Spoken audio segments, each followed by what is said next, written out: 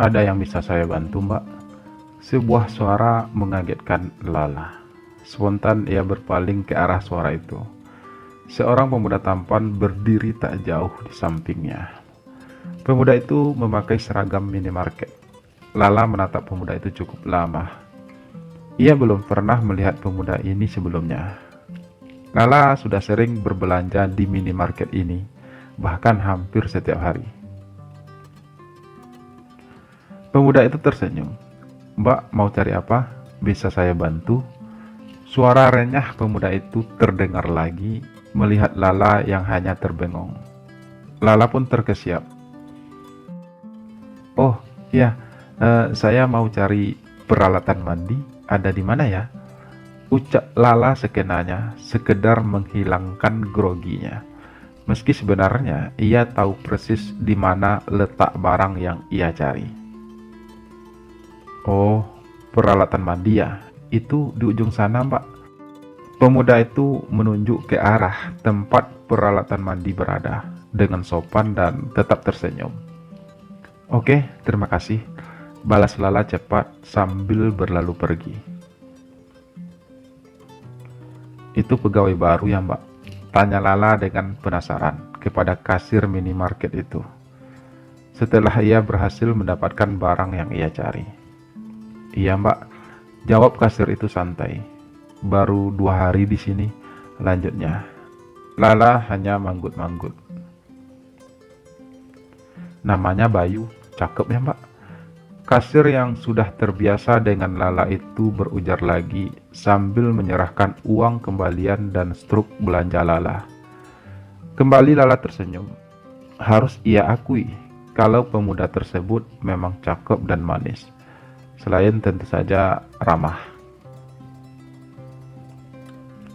Lala pun kemudian beranjak hendak keluar dari minimarket langganannya itu. Namun sekilas, ia masih sempat melirik ke arah pemuda tampan itu. Pemuda itu pun tersenyum padanya. Ketika Lala hendak melangkah keluar, tiba-tiba ia mendengar suara hujan yang turun cukup deras. Langkahnya terhenti. Ia mencoba berteduh di teras minimarket tersebut. Sekarang memang lagi musim hujan, pikir Lala. Sewaktu ia berangkat dari rumah tadi, sebenarnya cuaca memang sudah mendung.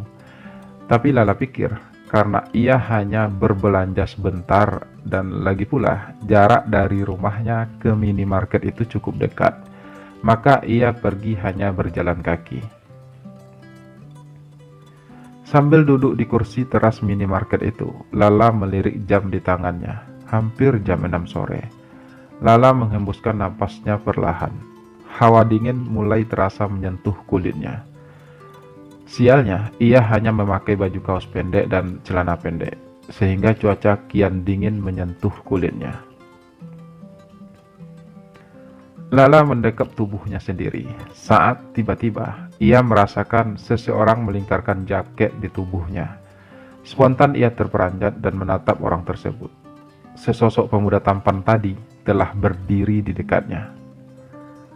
"Maaf, saya melihat Mbak kedinginan, makanya saya beranikan diri untuk memberikan jaket ini," ucap pemuda itu sedikit keras, mengimbangi suara hujan yang semakin deras.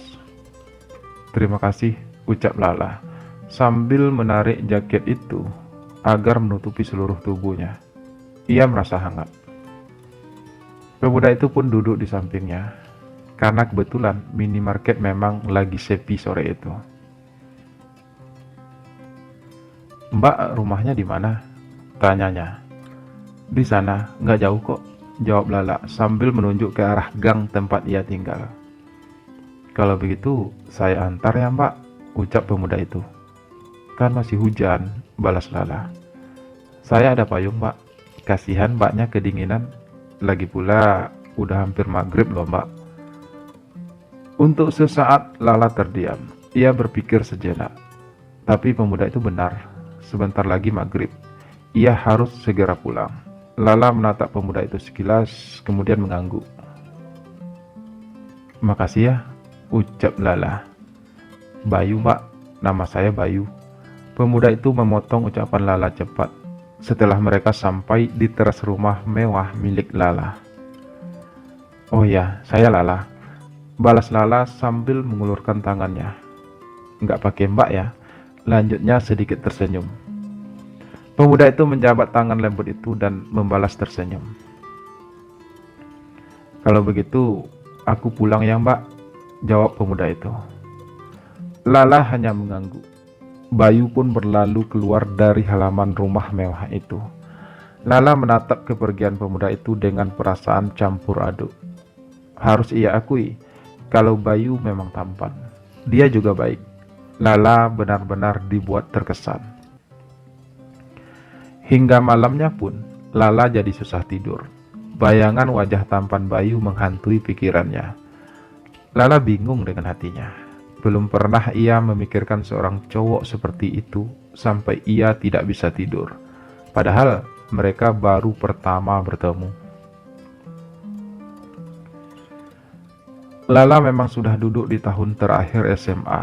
Namun selama ini ia belum pernah benar-benar dekat dengan seorang cowok, apalagi pacaran. Tapi pertemuannya dengan Bayu sore itu telah mampu membuka hatinya.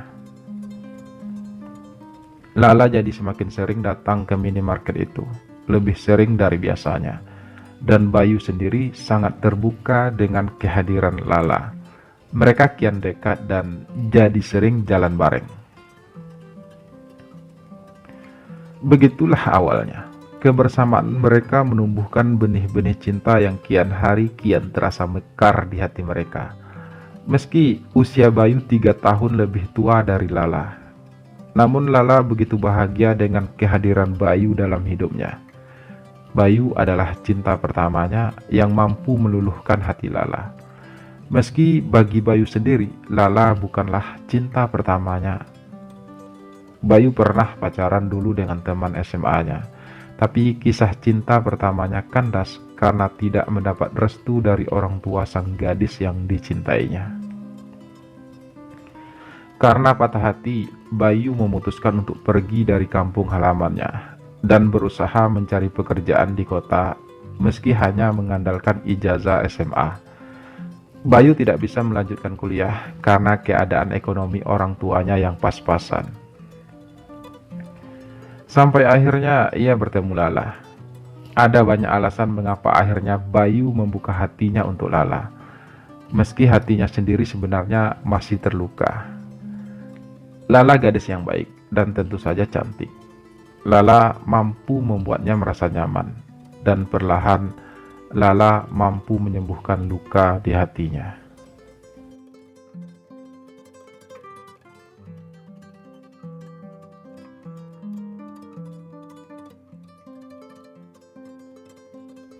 Kamu kenal Dewi? Suara Lala sedikit bergetar. Mereka duduk berdua di warung bakso pinggiran, seperti biasa. Dewi? Dewi mana? Bayu balik bertanya. Dia kakak seniorku di kampus, balas Lala. Iya, terus? Bayu mencoba memahami maksud dari pertanyaan Lala barusan. Kamu gak usah pura-pura, Bay. Suara Lala meninggi. Hampir 2 tahun kita pacaran, kamu tak pernah sedikit pun cerita tentang kisah cintamu di masa lalu. Lanjutnya, Bayu memalingkan muka ketika Lala menatapnya tajam. Aku tidak mau mengingat apapun tentang kisah cintaku di masa lalu.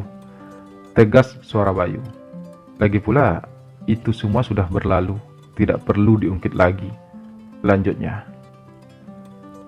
Tapi bagaimana kalau ternyata seseorang di masa lalumu itu masih mengharapkan kamu, Bayi? Lala tak mau melepaskan tatapannya dari mata Bayu.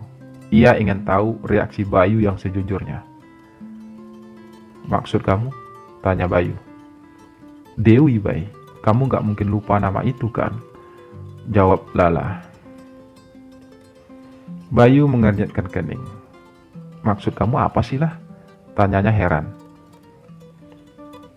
Kemarin aku ketemu Dewi, mantan kamu di kampus. Dia masih menyimpan foto kamu dan masih berusaha mencari kamu di kota ini. Dia sudah bertanya kepada teman-teman di kampus. Barangkali ada yang kenal sama kamu. Awalnya aku ingin jujur sama dia. Tapi aku takut, Bay.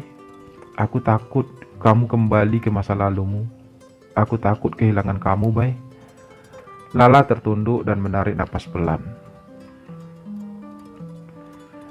Meski sebenarnya Bayu cukup kaget dengan apa yang barusan dikatakan Lala, namun ia berpura-pura bersikap biasa saja. Ia teguk lagi air putih yang masih tersisa di gelasnya, sekedar untuk menenangkan hatinya. Aku dan Dewi sudah tidak punya hubungan apa-apa lagi. Bagiku, Dewi hanyalah sepenggal cerita di masa lalu yang tidak ingin aku ingat lagi, yang tidak mungkin bisa terulang kembali. Bayu berucap sambil menggenggam erat tangan lembut Lala. Lala hanya tersenyum membalas genggaman itu. Hatinya meragu. Ia tidak benar-benar yakin kalau Bayu sudah melupakan Dewi. Biar bagaimanapun, Dewi adalah cinta pertama Bayu, dan mereka pacaran bahkan sampai 3 tahun. Tapi Lala mencoba meyakinkan hatinya sendiri kalau Bayu tidak mungkin menyakitinya.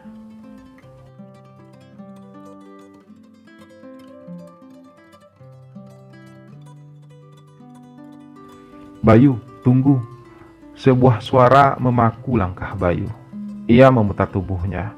Sesosok gadis manis melangkah tergesa ke arahnya. Dewi, serunya setengah tak percaya. Dewi tersenyum manis padanya. Ngapain kamu kesini? Tanya Bayu. Mereka duduk di sebuah bangku taman. 2 tahun aku berusaha mencari kamu, Bay. Dewi berucap dengan nada datar. Hampir setiap hari aku berharap bisa bertemu kamu kembali. Lanjutnya. Untuk apa? Tanya Bayu. Apapun yang telah Papa perlakukan terhadap kamu, itu tidak akan mengubah perasaanku padamu, Bay. Balas Dewi yakin. Bayu hanya terdiam.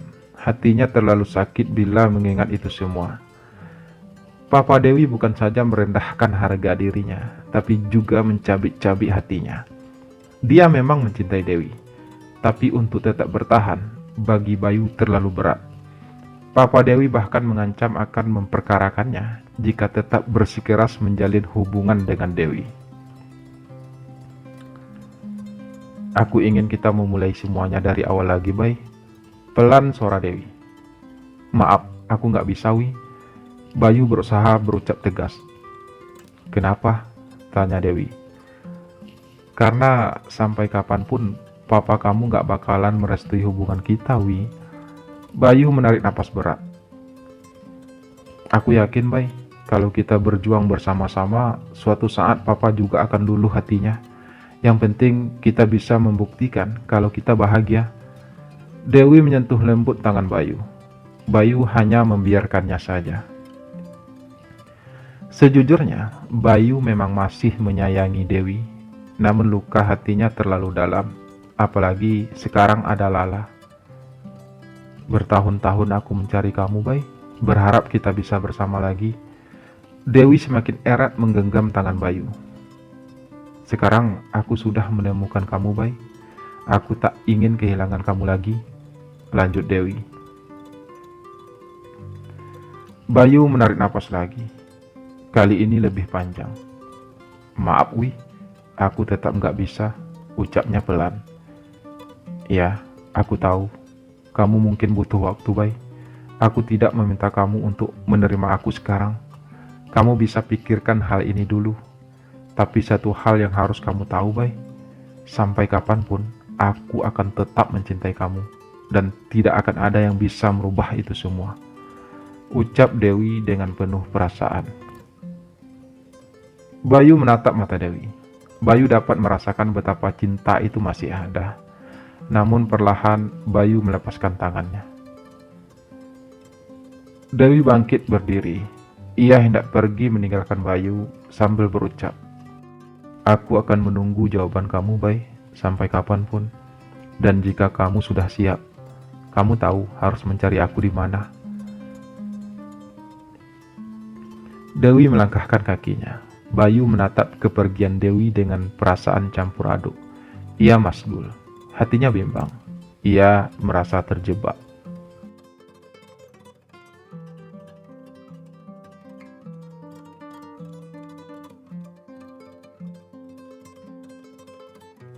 Aku sangat mencintai kamu, Bay. Suara Lala bergetar. Aku tahu kamu sudah bertemu Dewi. Lanjutnya. Bayu menatap mata Lala. Ia melihat ada banyak cinta di sana. Harus ia akui, kalau ia juga sangat mencintai Lala. Tapi kehadiran Dewi telah memporak-porandakan perasaannya. Ia tahu Dewi juga mencintainya. Meski papanya akan tetap menentang hubungan mereka. Bertahun-tahun Bayu mencoba melupakan Dewi. Dan kehadiran Lala dalam hidupnya telah mampu membuatnya sadar kalau Dewi hanyalah cerita di masa lalunya. Namun sekarang, kalau kamu memang masih mencintainya, Lala berujar lagi. Aku ikhlas, Bay. Aku tahu, aku hanyalah seseorang yang hadir pada saat yang tidak tepat. Lanjutnya, suaranya semakin bergetar. Bayu menarik napas, tangannya mengepal. Ada segenap perasaan bersalah hadir di hatinya tiba-tiba. Aku dan Dewi pernah melewati hari-hari indah bersama, tapi itu dulu, jauh sebelum kita dipertemukan. Bayu akhirnya berucap setelah cukup lama ia terdiam. Tidak bisa aku pungkiri kalau sebenarnya kami masih saling menyayangi. Lanjut Bayu dengan suara pelan. Ia tidak ingin membuat Lala merasa terluka. Namun Lala merasa apa yang barusan Bayu ucapkan benar-benar telah melukai hatinya. Ternyata untuk ikhlas itu tidak mudah. Rintih hati Lala perih. Namun aku sudah memikirkan semuanya lah. Lanjut Bayu lagi. Tangannya menyentuh jari jemari Lala. Semalaman aku berpikir, mencari jalan terbaik dari semua ini, membuat pilihan yang terbaik. Aku tak ingin menyakiti siapapun. Tidak mudah memang, tapi aku harus membuat keputusan. Bayu semakin erat menggenggam tangan Lala. Lala meremas tangan Bayu. Hatinya terasa kian sakit. Ia genggam tangan itu. Ia merasa mungkin itu terakhir kalinya ia bisa memegang tangan kekar itu. Tangan pemuda yang sangat ia cintai. Ia harus kuat. Aku sudah bicarakan ini semua dengan Dewi pagi tadi. Aku tahu ia terluka, tapi ia harus bisa menerima kalau aku tidak bisa lagi melanjutkan hubungan dengannya. Karena aku lebih memilih kamulah. Lala terkesiap, hampir tak percaya dengan apa yang barusan ia dengar.